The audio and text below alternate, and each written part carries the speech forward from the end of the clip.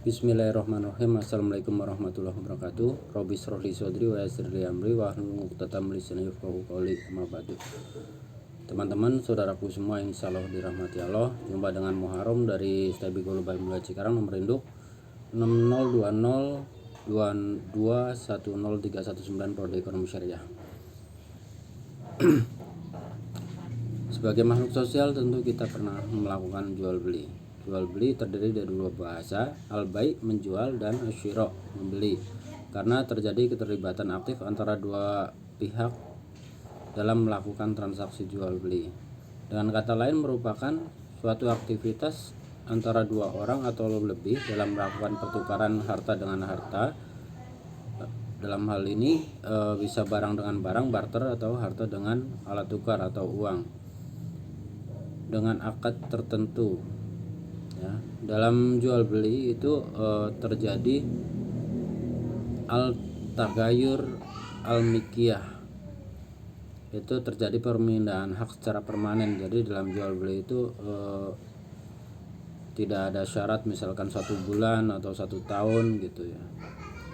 Hukum jual beli itu boleh atau mubah terdapat dalam Al-Quran Al-Baqarah ayat 275 yang intinya Allah menghalalkan jual beli dan mengharamkan riba. Kemudian dari surat An-Nisa ayat 29, hai orang-orang yang beriman, janganlah kamu saling memakan harta sesamu dengan jalan yang batil, kecuali dengan jalan perniagaan yang suka sama suka di antara kamu. Ya, jadi dalam jual beli itu harus saling ridho. Ya. Kemudian Nabi bersabda ketika ditanya, pekerjaan yang paling baik adalah pekerjaan yang dengan tangannya dan jual beli yang mabrur. Jadi kata mabrur ini bukan hanya dalam istilah haji, Nabi juga memakainya dalam jual beli. Mabrur ini mengandung arti yang banyak, ya. Artinya berkah. Tiga syarat jual beli mabrur adalah, yang pertama, tidak melanggar syariat. Apa saja syariatnya? Yang pertama, pelaku akad jual beli itu haruslah dewasa dan berakal. Jadi anak kecil dan orang gila itu tidak sah transaksinya. Kemudian barang yang diperjualkan adalah milik pembeli, ya, bukan masih di pohon atau masih di laut misalkan ikan, ya.